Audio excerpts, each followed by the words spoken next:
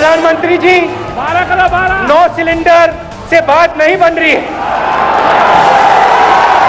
हमें 12 सिलेंडर चाहिए, कांग्रेस पार्टी को 12 सिलेंडर चाहिए, हिंदुस्तान की महिलाओं को 12 सिलेंडर चाहिए।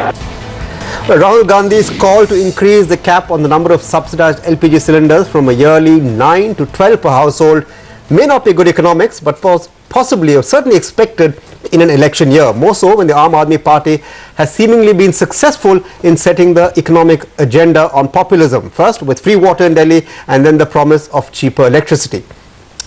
The Aam Aadmi Party, though, doesn't consider this populism but just economic moderation from a previous position of what it calls extremist economic reform that benefited just a few. Indeed, and the questions we're asking today is, does this stand worry corporate India, or is it reality that it is willing to live with? But before that, will this general election see the Aam Aadmi Party become more than just a Delhi phenomenon and go national? For the answers to all of these questions, we have two guests who join us. Rajdeep Sardesai, Editor-in-Chief of CNN IBN, is with us, and to talk about the corporate angle, Mr. Adi Godrej, Chairman of Godrej Sons, joins us. Gentlemen, good afternoon to both of you. And thank you for taking the time out to join us in this discussion. Rajdeep, I want to come to you first. You know, the question on everyone's minds and the one that you're going to answer as well. Is the Aam Aadmi Party just a Delhi phenomenon, or is it going across and going to become a national phenomenon very soon? For that, Sonia, you have to wait for the CNN IBN election tracker that begins at 8 p.m. today. Over the next 5 days, we will be tracking every state of this country, what would happen if elections were held today. And in fact, one of the big questions that we will be answering today is whether the Aam Aadmi Party is a Delhi phenomenon or whether it's spreading across the country. All that I can say at the moment, given those images that you're playing on the screen at the moment, it has captured the media space. But the media is not India, Delhi is not India. And I think our survey might indicate some of the strengths as well as the limitations of the Aam Aadmi Party. Seeing those images, you might believe that it's become a national phenomenon.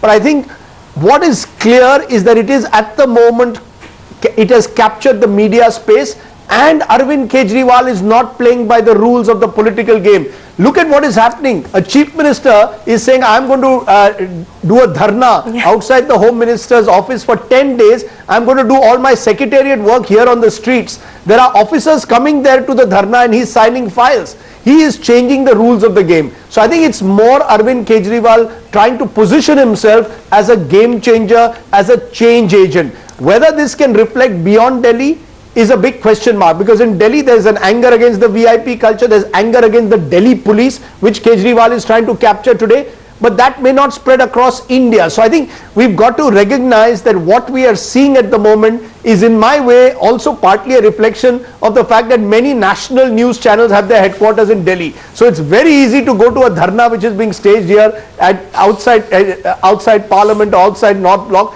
because it's so easy to capture. But across India, when it comes to an election, the rules might be slightly different. But for now, Arvind Kejriwal, as I said, is trying to change the rules of the political game.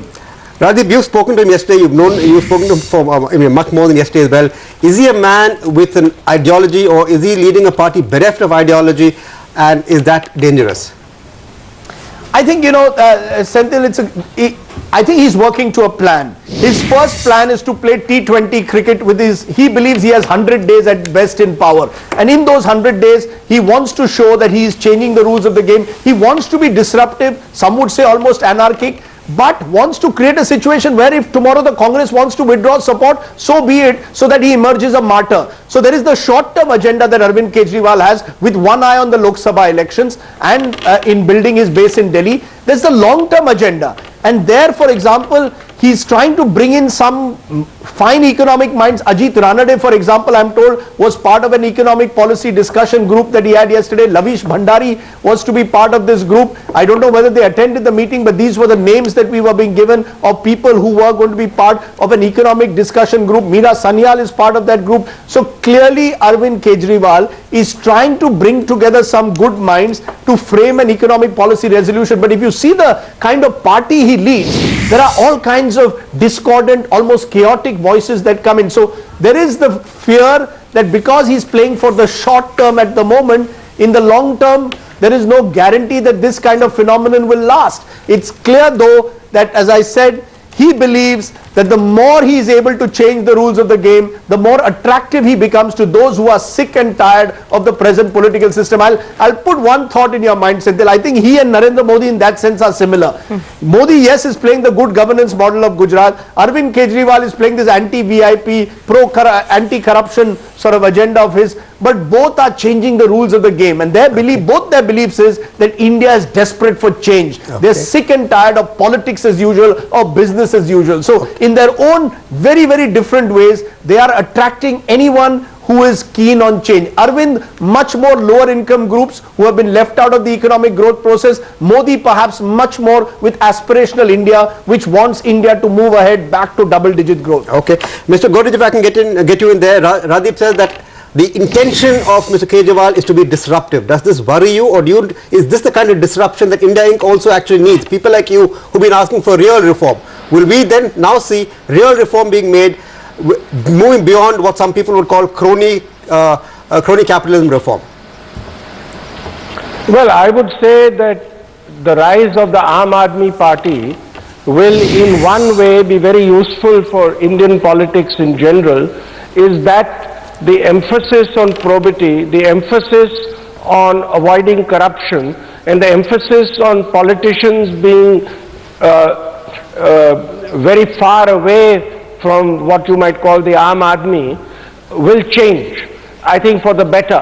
I think the other political parties will also imbibe some of this thinking. On the other hand, some of the statements that have come from the Aam Aadmi Party on economic policy could be anti-growth. I think what is extremely important for the Aam Aadmi in India is that growth should be strong. We have seen the Aam Aadmi and all of India do very well when growth has been good. So I think growth-oriented policies will be very important, and as Rajdeep mentioned, several people with thought processes on how to promote growth are meeting with the Aam Aadmi Party. The CII is also having a meeting with the Aam Aadmi Party, and I do hope he accepts growth-oriented policies. Now, there's nothing wrong in being good for social causes. There's nothing wrong in helping the Aam Aadmi get ahead. But economic policy should generally be growth-oriented. And I think if he accepts that, if the Aam Aadmi Party accepts that kind of an economic agenda, I think they will be more popular. However, some of the internal dissensions in the Aam Aadmi Party, some of the even media coverage, I understand in the last few days has led to a lot of negative blogs, has led to them collecting less funds for their party, etc. So we have to see how this pans out before being able to decide whether they will really be a successful pan-India party.